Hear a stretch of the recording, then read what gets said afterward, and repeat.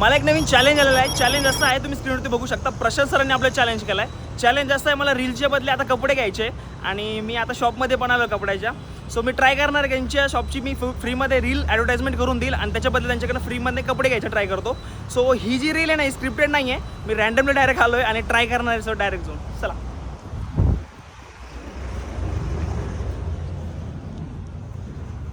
नमस्कार सर, माझं नाव शुभम आहे, मी कॉन्टेंट क्रिएटर आहे. सो बेसिकली इंस्टाग्रामवर ॲडव्हर्टाइजमेंटची व्हिडिओ टाकत असतो, जेणेकरून लोकांची ॲडव्हर्टाइजमेंट पण होते.